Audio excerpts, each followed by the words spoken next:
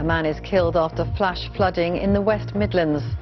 Parts of Birmingham had more than a month's rainfall in just 1 hour yesterday. Today, a clear-up operation is underway. Weather warnings are in place in several parts of England. Also this lunchtime, an immigrant from Mali who scaled a block of flats in Paris to save a toddler's life is given French citizenship. A pledge to eliminate the gender pay gap in the NHS. And the finest commute in Britain, but for how much longer?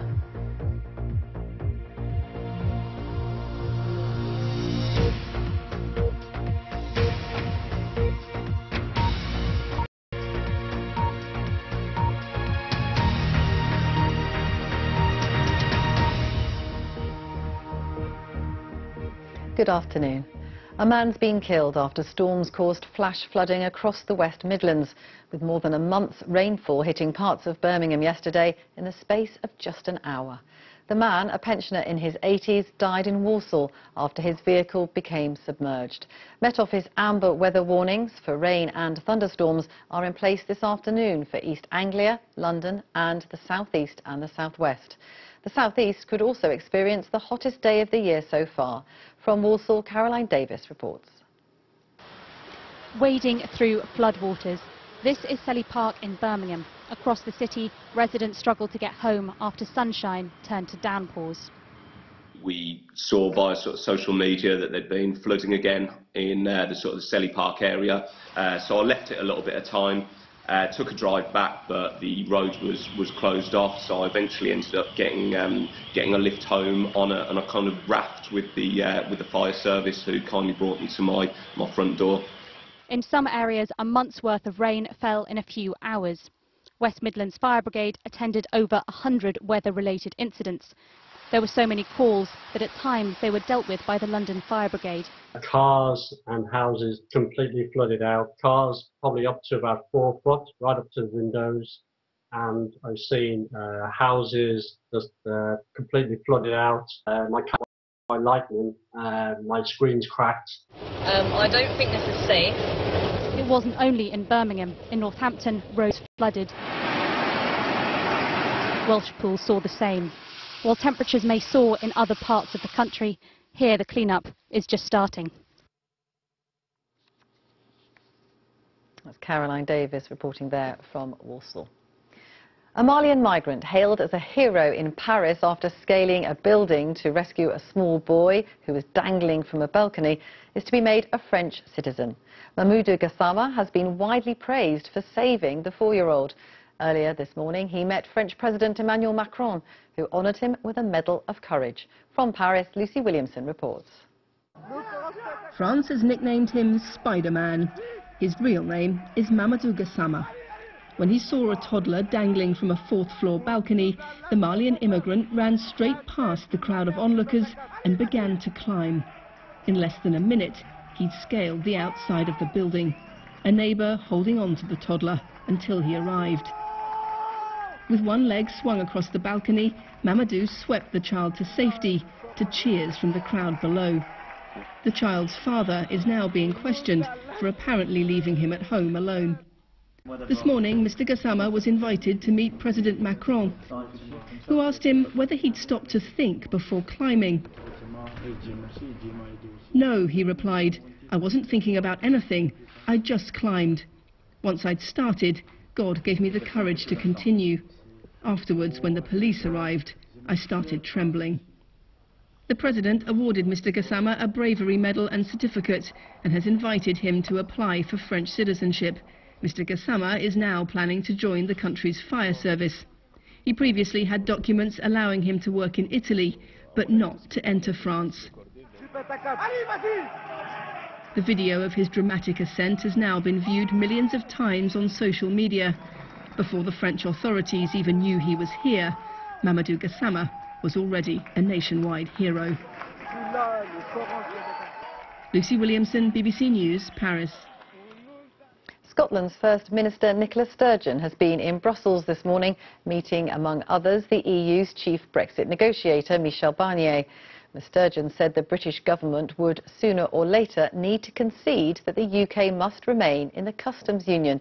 Our Europe correspondent Damien Grammaticus is in Brussels for us now. And Damien, a familiar message, a familiar plea really from Nicola Sturgeon. She wants Scotland to be able to stay in the single market, in the customs union, and thinks that actually the UK may have to as well. Yes, Vicky, and also delivered in some pretty tough language today. After her 45-minute meeting with Michel Barnier, she came out and said, in her view, the British government, Theresa May, is floundering about, she said, in the negotiations, discussing amongst themselves options for customs arrangements, particularly, that are undeliverable and unworkable. So Miss Sturgeon said that the time was running out to seal a deal. She pointed to the fact that, and Michel Barnier mentioned this at the weekend, in just a few weeks in June, EU leaders meet here. They're expecting to have the substantial issues outstanding, the Northern Irish border, the legal issues, sorted by then, but there's no sign of that. So both of them have warned that there's a risk of no deal and the UK having no transition arrangements after that. And as you pointed out, yes, Ms Sturgeon said that in her view, the only sensible option left is to remain in the single market and in a customs union, because she says that would address all of those difficult issues still there in the negotiations. But Scottish Conservatives have said her visit here is pointless. She doesn't have a negotiating role for the UK. She says she's here to ensure she secures the best outcome for Scotland. Vicky. Thank you very much, Damien Grammaticus, there in Brussels. A brief look now at some of the day's other news. The Prime Minister, Theresa May, is being urged by the Labour Party to reform Northern Ireland's strict abortion laws, following the overwhelming referendum result in Ireland to overturn the country's abortion ban. Labour and campaigners want the law in Northern Ireland to be brought in line with the rest of the UK. At present, women there cannot abort a baby with fetal abnormalities. A 28-year-old man has been arrested on suspicion of murdering an 11-year-old girl and a woman aged 31 in Gloucester. They were found seriously injured by police at a property in Dexter Way just before 5 o'clock this morning. Police say cordons will remain in place at locations linked to the investigation while their inquiries are continuing. A 15-year-old boy has appeared at Sheffield Magistrates Court charged with the murder of a fellow 15-year-old. He's been named as Sam Baker and was stabbed in the chest in the city on Thursday. Fiona Trott is at court for us now. And what's the latest, Fiona? Well, in a hearing that just lasted for 11 minutes, the boy, who can't be named for legal reasons, spoke quietly to confirm his name, address and age. He's due to appear at Crown Court tomorrow. Separately, a 22-year-old man also appeared in court here today, charged with the murder of 19-year-old Ryan Jowl. He was stabbed in the chest at a block of flats in the Woodhouse area last week. Frank Mvula Kiangaze is also charged with possessing a knife. He's due to appear in court again later this week. Away from court, South Yorkshire Police, you'll remember, extended stop and search powers in certain parts of the city over the weekend, and they're telling us that they're reviewing this on a case-by-case basis. OK, Fiona Trott there live in Sheffield. Thank you very much. The doctor tasked with leading a review into the gender pay gap in the NHS in England has admitted there will not be a quick or easy fix to the problem. Professor Jane Dacre, who's president of the Royal College of Physicians, will draw up recommendations for the government by early next year. But she says changing culture and attitudes may take a long time. At present, male doctors are paid on average £10,000 more than their female colleagues. Here's Simon Jones. The NHS is the UK's biggest employer, but there are still big concerns about the gender pay gap in England. Men still hold the most senior positions with the large pay packets. Overall, female staff earn nearly a quarter less than their male colleagues, even though the NHS employs far more women than men. We need to make sure that people are really supported to progress in work, but also we need to make sure that if women have to take time out of the workplace to have children, that we've got the right policies in place to support things like flexible working, shared parental leave, and that we're recruiting people back into our health service after they may have taken a career gap for any reason. This review will concentrate on medical staff. The average for a male doctor is just over £67,700. But at £57,500, the average pay for a female doctor is £10,000 less. Across all medical professions, including doctors, the pay gap is 15%. The government says such inequality has no place in a modern employer. This is the doctor tasked with leading the independent review. She'll draw up recommendations by early next year, but is warning there may be no quick fix. Well, the NHS has been around for 70 years. Let's hope it's fixed before the next 70 years. That long? Well, it may be. Some of these societal and cultural things actually take quite a long time to change and are difficult to change effectively. Now, clearly there'll be some things that can be done more quickly, but changing culture, attitudes, societal norms always takes a long time. She admits morale in the NHS is low, but says supporting women will improve things. The NHS is not alone in grappling with big pay disparities between men and women, but the government says with its unique position in British society, it has no place to hide. Simon Jones, BBC News. A father from North London is to be released from prison in Ethiopia after being on death row for 4 years on suspicion of being a terrorist. Andy Ziga, a prominent critic of Ethiopia's ruling party in the 1970s, was given asylum in the UK in 1979, but later tried for terrorism in his absence. In 2014, he was kidnapped in Yemen and taken back. He's now been pardoned after 2 years of Foreign Office appeals and a change in the political situation there. He still needs emergency travel documents and is not yet out of jail. Police have arrested 3 people suspected of drug dealing at a dance music festival in Portsmouth, where 2 people died at the weekend. The news comes after 20-year-old Tommy Cowan and 18-year-old Georgia Jones were named as those who died after falling ill at the Mutiny Festival on Saturday night. They were among 15 revellers admitted to Queen Alexandra Hospital from the event that night, with organisers issuing a warning of a high strength of bad batch of drugs. Talks have resumed in the demilitarised zone between the Koreas to try to get a planned summit between President Trump and the North Korean leader Kim Jong-un back on track.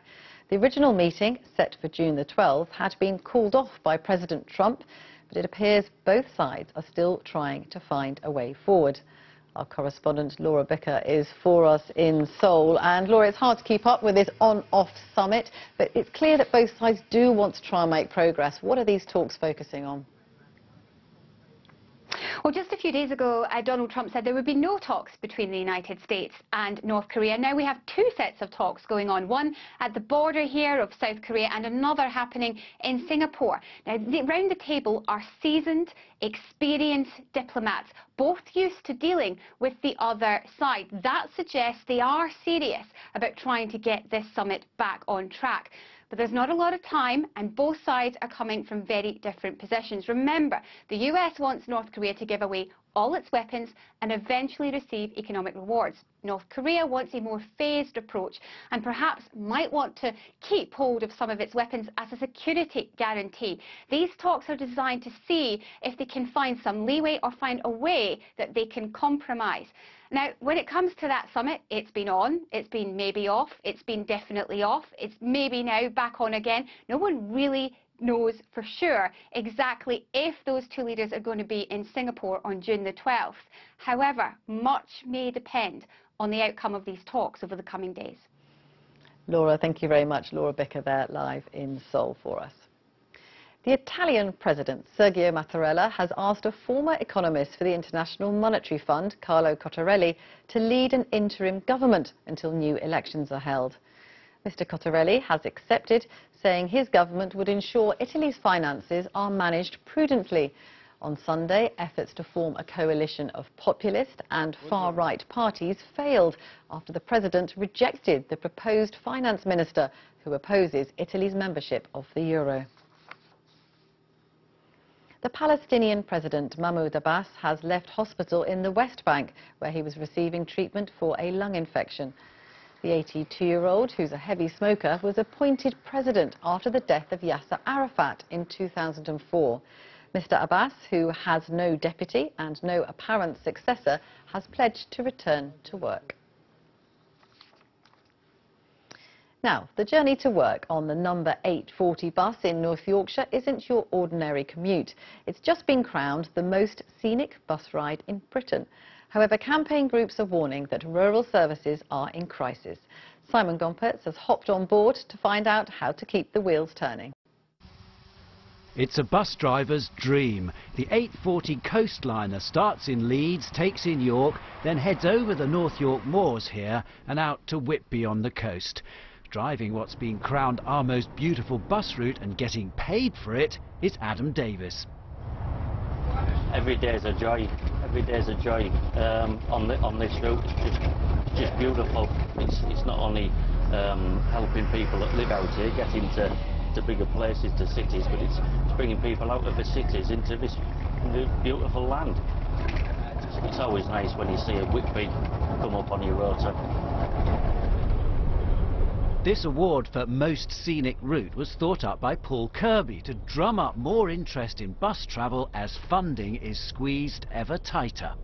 Rural communities many of them do need the bus services. They are a lifeline for many people because they don't have cars or they don't have access to cars, or the elderly, for example, they can't drive anymore. So that's why it's important to bring publicity to especially scenic routes like this one. You going to York, love? Ticket sales pay for this service, but only partly. Whitby, that's lovely. Thanks very much. It depends on public money, council subsidy over the winter, also the bus firm being reimbursed for letting on all the trippers with free bus passes. For anybody who hasn't got a car, or anybody who hasn't got a driving licence, it's the only way to get out and about in the area. If you didn't have the bus? Well, if we didn't have the bus, we wouldn't go half of the time, because you'd only use the car because of the fuel price and everything. You'd only use it maybe once a week or once a fortnight to try and save on the fuel. Because I have epilepsy and I can't drive, it is very important to me that there are these bus routes so I can get to places like Whitby that I've been coming all my life. This is a trophy service. It's scenic, it's popular, so it survived. But that's not the case with a lot of bus routes. Bus funding's been cut by 1/3 in the last 8 years, and it's often the rural, most needed services, the ones that people don't have an alternative to, which tend to suffer. Last year, over 500 routes in England and Wales were reduced or completely withdrawn. In Whitby, volunteers have stepped in to provide services up to the places on the moors where people feel abandoned.